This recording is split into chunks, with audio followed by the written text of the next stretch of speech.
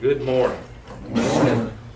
Appreciate Brother Brad for asking me to share a few moments with you this morning, and I'll try to do that for a few moments and hopefully say something that might be beneficial.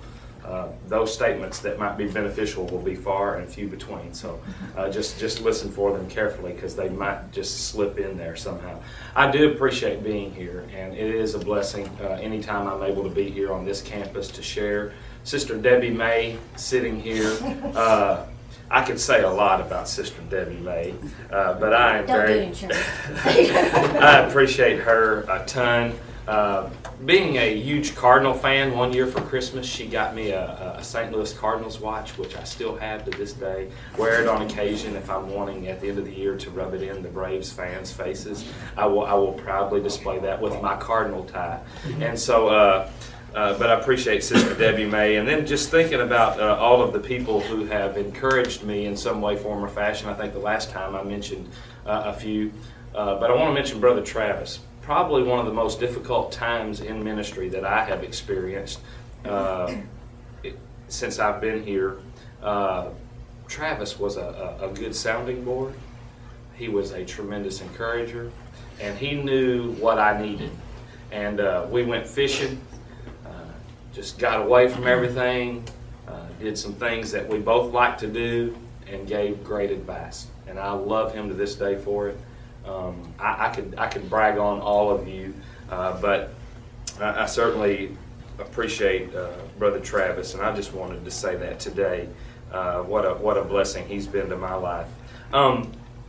What Brad asked me to speak about, and this may have been in a flow of what you all were thinking a couple of weeks ago concerning maybe working in a church setting, dealing with elderships, that kind of thing. And when he asked me to share a couple of thoughts about working with elders, I had never thought about this before, but I started to just sit down and think about the places where I have been, the elderships in which I have worked, and places I've worked, and the years I've worked, and all of that. And it was a little bit overwhelming, to be honest with you.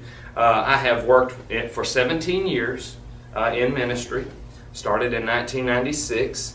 I have worked with 7 congregations in 4 different states, 28 elders, obviously 7 different elderships, and that to me was a little bit overwhelming. I started to think about some of the elders that have gone on, that I had a special relationship with, and I've been thinking about the congregations in which I served, and just how they're doing now, the elderships they have now.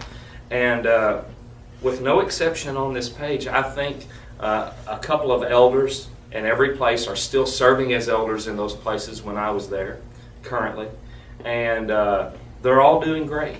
And so I think that I've been blessed. I just share that with you, not to share it with you to think that I've got a lot of advice and wisdom to share. That's not the reason for sharing that. It's a little bit overwhelming, but it does help put things in perspective about where I've been, the congregations with whom I've worked, the relationships that I've made, the blessings that I've received as a result of those relationships and that fellowship. And I just stand here before you today very humbled because I've had a great opportunity. I've had numerous opportunities that have been a tremendous blessing both to me and to my family. So that's a little bit overwhelming. I want to ask you to do this for me. At some point, just when you are sitting around and you're contemplating your ministry, I don't know how much longer you have here at Heritage Christian University as far as your degree plan goes, but at some point sit down and think about what your idea about the church is. And when I was thinking about this lesson, I wanted to do that first. And to be honest with you, I have, through the years, I've written down different things that I thought, here's what the church is, or here's what my concept, here's what my view, here's who we are, here's what we do, and you'll come up with a lot of different things. But when Brad asked me to do this lesson, I thought the first thing I want to do is this. I want to, in my mind, share or put on paper what I feel the church at Chisholm Hills is. This is who we are, this is what we do, This is our goal. This describes us. And this is not very detailed, and some of you may be a little let down by what I wrote, but I put, we are a community of Christians who are honoring, loving, and serving Christ daily. Now, how you word that is up to you.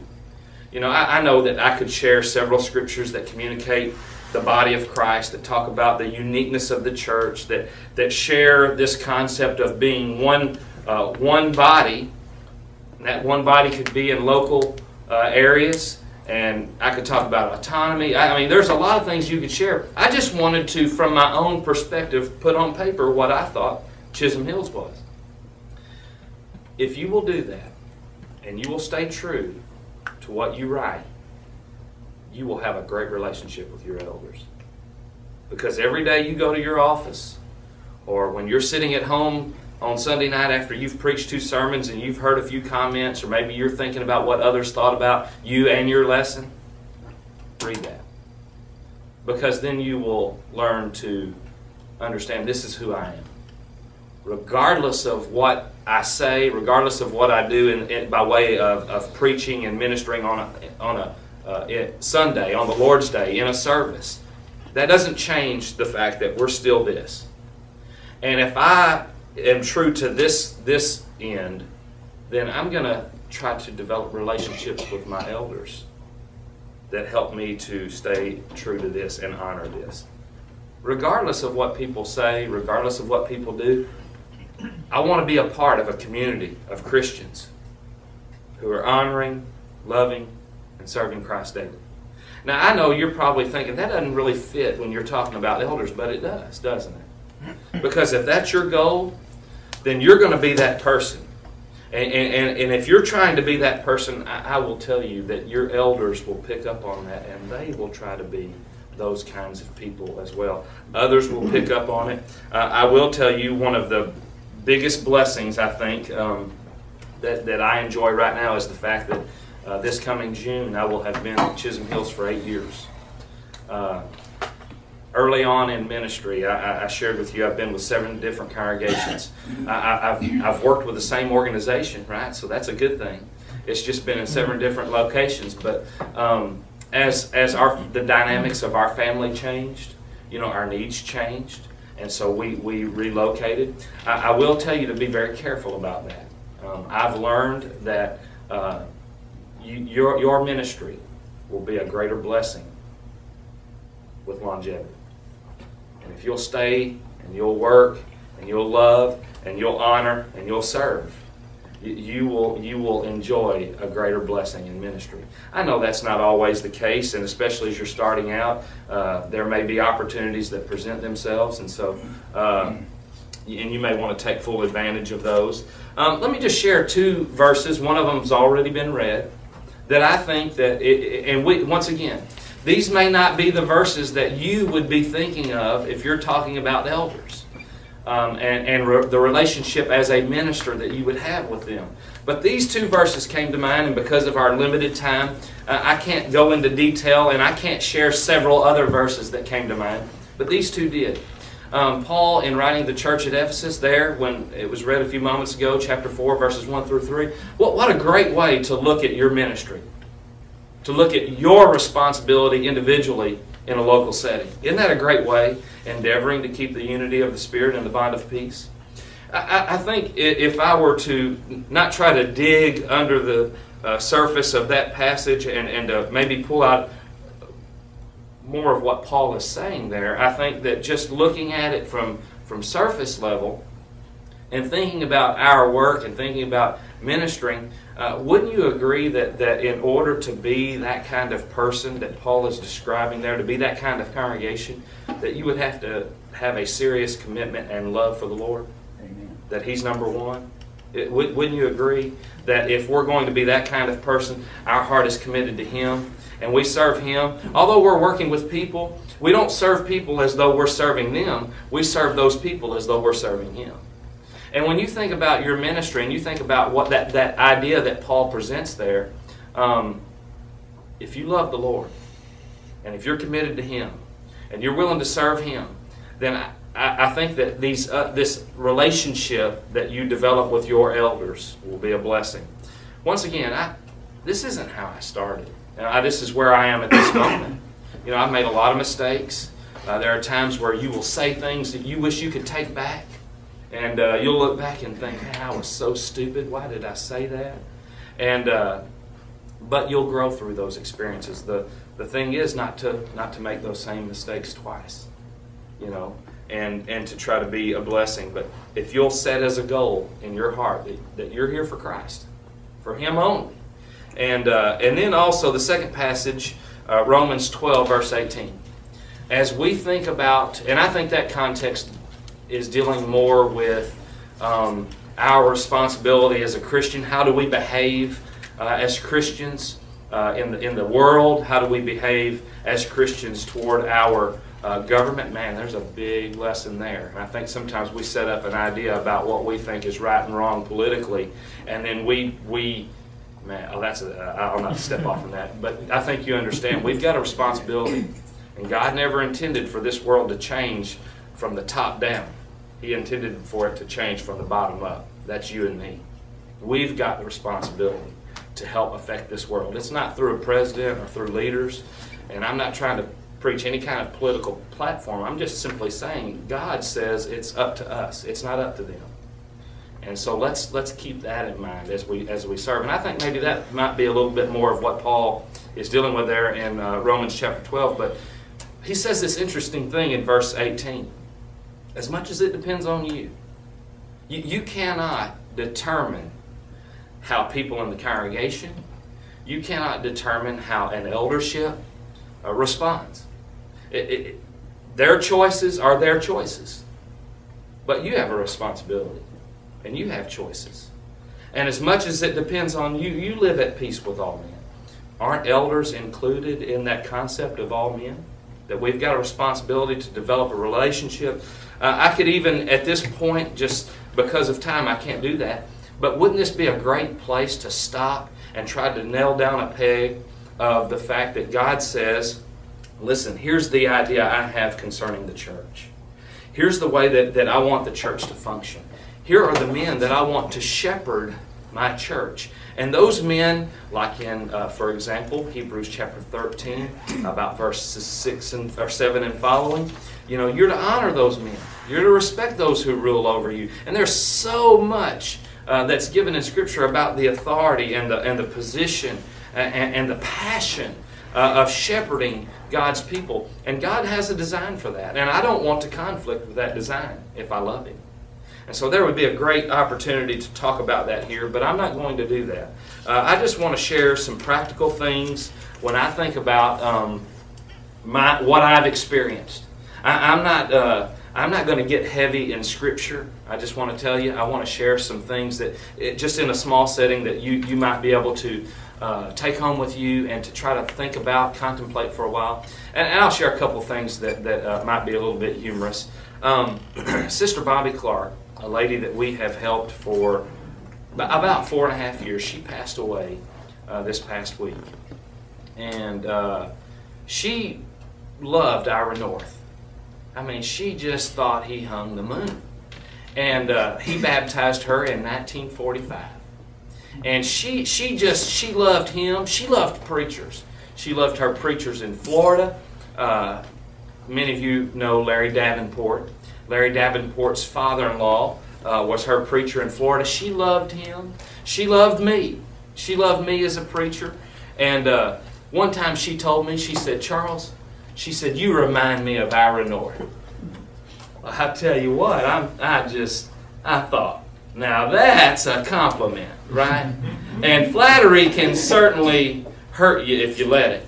And so, I mean, I told Christy, Miss Bobby thinks I'm like Ira North. Let me tell you another little story very quickly. Side note, I was preaching for the Salem Church of Christ in Salem, Arkansas.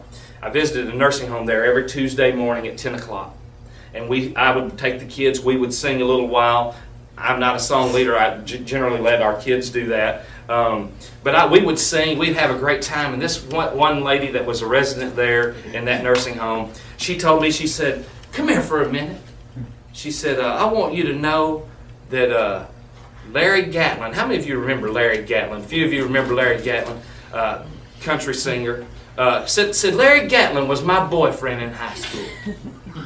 And so it kind of took me by surprise, and I thought, well, how does that relate? And so I was sitting there thinking, she was going through all this, and she said, and you look like Larry Gatlin. And she grabbed me, and she tried to give me not just a henpeck. I'm talking about she was going all the way. And it took me by surprise, and I stepped back, and I said, well, thank you very much for the compliment. I mean, I didn't know what to say, didn't know what to do, and but I felt honored.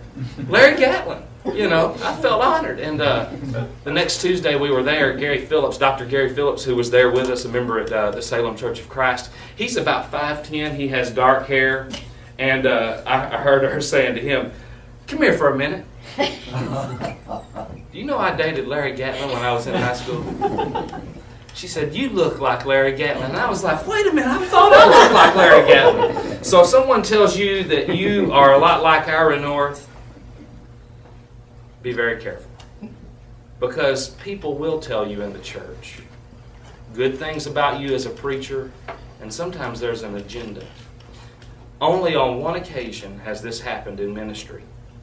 I had a situation, and I won't tell you which of those 7 congregations. I've had a very few conflicts at all.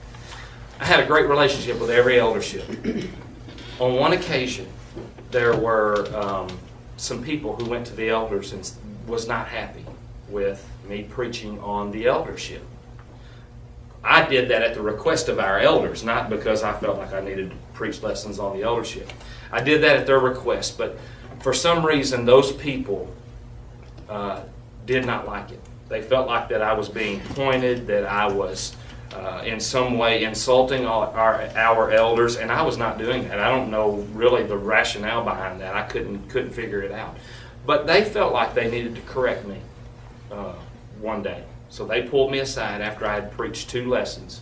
They pulled me aside after the services, and they said to me, Charles, you're doing a great job, and you preached a great lesson. But, and when that but came, I was a little bit floored. I did not react very positively in that situation.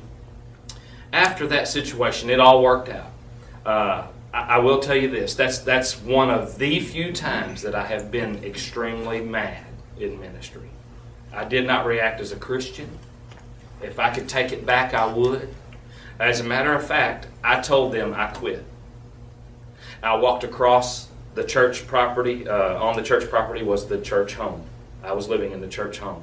I walked over there, I told Christy, I said, we're moving, let's start packing. I mean, I was just furious. And her eyes got so big, she thought I had lost my mind, which it probably in some ways I had. And I tell you that story to say that afternoon, I went and talked with a close friend. And he said, Charles, realize that it's not about you.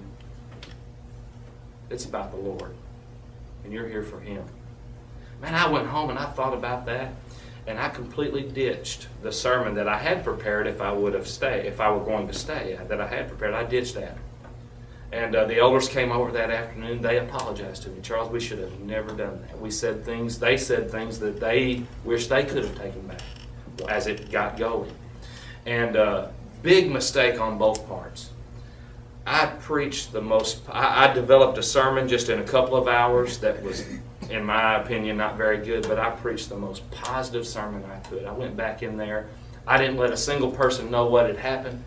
I went back in there and I preached the most positive sermon I could that afternoon. There were 3 families visiting that evening that had left that congregation several years ago. Those 3 families the next Sunday placed membership because they thought everything was so positive.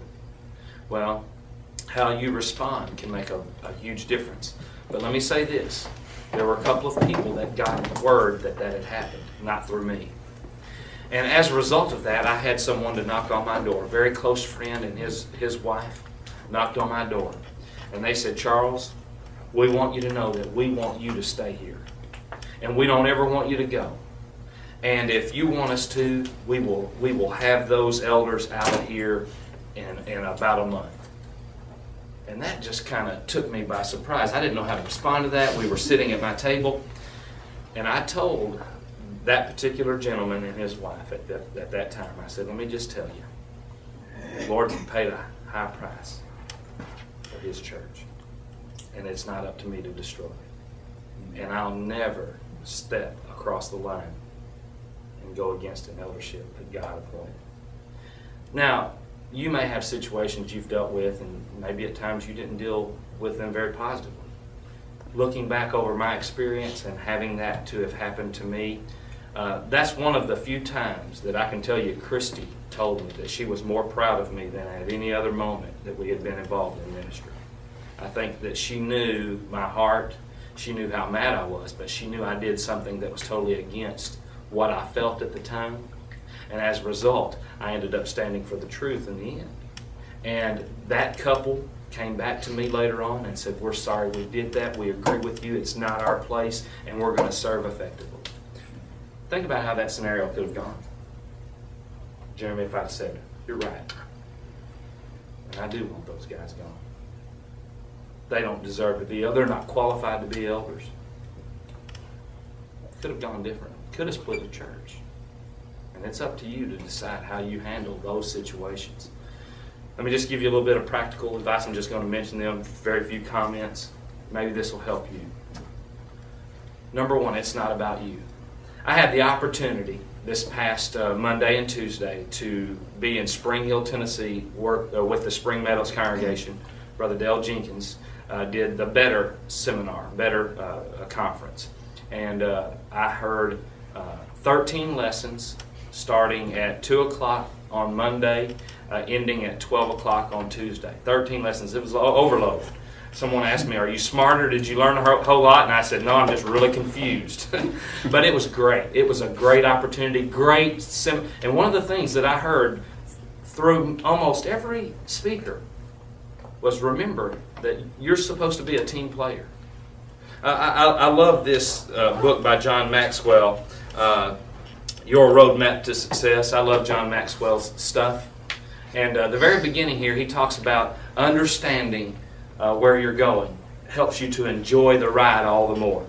In the very first chapter of that book. And I'm kind of rephrasing, his title. But that's basically it. If you'll understand at the very beginning you're supposed to be on a team, and it's not about you, it's about the Lord and His work and His will and His way, you will go a long way in developing a great relationship with your elders. Brother Bill's an elder. Would you say that's a good place to start? Excellent. Okay. He has a great relationship with his preacher. But they know where they're going. They know who they're serving. And they all know it's not about them. But from your part, no, it's not about you. Number two, you can only do your part. I mean, as much as it depends on you, you can only do your part. It's not up to you to try to change those elders, to try to put them in their place, to try to talk about every mistake that they make. And I am certainly grateful that no one does that with me. They walk around and they follow me and look at every mistake I make and every wrong thing I say and look at my attitude. I'm grateful. It's not your job to do that with your elders. They're not perfect men. God never asked for perfect elders. He wants qualified elders. And there's a difference. Number three, God doesn't want you to go against their authority. There are times, and I know that Brother Bill, and I don't know if we have any other elders in here or not, and Brother Bill could probably share this as well. There are times where they have more information about a situation. They have more information about how to handle an individual. They have more information about congregations that they simply do not share. And sometimes you're not privy to that information. Understand that they love the Lord too, and that they're trying to do what's right, and it's not your position to go against their authority. Number four, number four, use your talent, energy, and the pulpit to advance the cause of Christ. That's what you signed up for, right? You're wanting to be a minister so you can advance the cause of Christ. Not to try to correct every person in the church. Brother Corey Collins said this in a class one day. You pour your heart out into preaching, and you present these lessons, and you prepare, and you try to do the best you can, and then sometimes you wonder why people are not responding. And he said in class, he said, you pour your energy out for Christ, and you remember, he said, you remember, your responsibility is to share the truth. It's their responsibility to receive it. We can't make people receive it. And that's true about elderships, isn't it? My position is to advance the cause of Christ, not to use my energy, my talent, and the pulpit to try to put them in their place. You know, that's not advancing the cause of Christ. There are times where you may want to share from your heart. Once you've developed a relationship with those men, you may want to share from your heart a concern you have. They will receive that better if you have a relationship with them. I have 3 elders right now. Brother Ron Kendrick, and I want to ask you to remember him in prayer. Brother Ron Kendrick had an arteriogram, had a stent put in. He's doing great. He's going to be released in just a few moments. What a great man. Brother Ed Smith. Some of you know Brother Ed Smith. Super great person. Probably one of the most generous people I've ever met in my life. And one of the most spiritual. All of those guys are different in their makeup. And then Brother David Willis. I look at all 3 of those men. We had a conversation not long ago. My parents aren't Christians. I wasn't raised in the church. I did not enjoy the blessing of growing up in a spiritual home. I became a Christian later on in college. Worked in a factory. Brother Jim visited me one day. I was completely filthy. Met him at Burger King in Paragould, Arkansas after I got off work. And after a couple of years, I ended up making my way this direction. But I didn't enjoy that as a child. I do not have parents that are committed to Christ. And I look at those 3 men. And if I could pick a father, I would pick one of those 3 men. And they feel like that to me. I think they feel like this poor fellow, we've got to help him. You know, we've got to do the best we can with him. And they've treated me like a son. Now, do you think if I needed to share something that was a tremendous concern with them, they would receive it? Let's say I don't have that relationship, that those are just 3 guys, I'm just the preacher, and there's nothing else. And I had something I wanted to share. How do you think that would go over? Well, he's trying to line us out. Understand, you're going to have some difficult elders. You're going to have some difficult situations at times. I think out of those 28, I tried to count up. There were only 2 out of 28 that, for some reason or the other, I didn't think they liked. And not everyone's going to love you. Just realize that. Now, I think knowing where you're going in the beginning will help you to experience the joy that God has in store for you in the end. Your ministry, your relationship with your elders, begins and ends with prayer. Thank you.